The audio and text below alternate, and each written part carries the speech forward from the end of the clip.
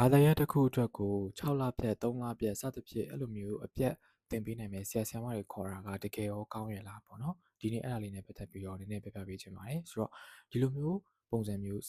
ဆရာတွေကိုခေါ်ပြီးတော့မှပေါ့နော်လပြည့်အနေနဲ့ကိုယ့်ရဲ့သင်ခန်းစာတွေကိုအပြီးပြည့်သင်ဖို့အတွက်ကိုမိဘတွေရောဆရာဆရာမဒီကျောင်းသားကျောင်းသူတွေရောပေါ့နော်တော်တော်များများကလာပြီးမေးလေးရှိရတဲ့ထဲမှာပါတယ်ပေါ့နော်ဆိုတော့အဓိကဒီဟာဒီကောင်းလားဆိုတော့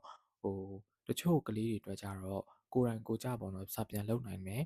ဒီသင်ပြီးသွားပြီ6လပြည့်သင်လိုက်တယ်ပေါ့လေဒါပါတော့သင်ခန်းစာကတော့ပြီးသွားတယ်ကိုယ့်အနေကိုပြန်လုပ်နိုင်တယ်တခြားပြန်ပြီးတော့ practice လုပ်နိုင်တယ်လေ့ကျင့်နိုင်တယ်ဆိုရင်တော့အဆင်ပြေနိုင်တယ်ပေါ့နော်ဒါပေမဲ့တချို့ကလေးတွေရှိတယ်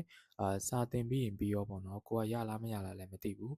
နားလဲလားမလဲလားလည်းမသိဘူးပြန်ပြီးတော့လည်းကိုယ့်အနေကို practice ကတိတ်မလုပ်တတ်ဘူးဆိုလို့ရှိရင်ကျတော့တိတ်ပြီးတော့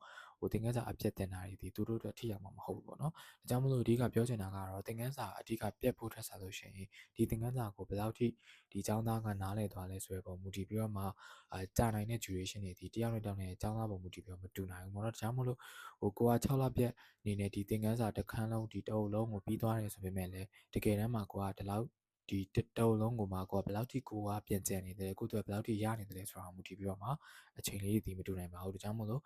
ဆရာဆရာမခေါ်တဲ့ခါမှာလည်းပေါ့နော်အဲ့လိုမျိုးလာပြက်တွေကိုခေါ်ပြီးတော့သင်တာမျိုးတွေဒီကောင်းတော့ကောင်းပါတယ်ဒါပေမဲ့ကိုယ့်ရဲ့အခြေအနေပေါ့နော်ကျောင်းသားရဲ့အခြေအနေပေါ်မူတည်ပြီးတော့မှပဲခေါ်တာမျိုးတွေလုပ်စေချင်ပါတယ်ဆရာဆရာမတွေအဲ့လိုမျိုးခေါ်သိချင်တယ်ဆိုလို့ရှိရင်လည်းတခိုင်းမြန်မာကနေပြီးတော့မှလာရောက်ဆောင်ရွက်ပေးလို့ရပါတယ်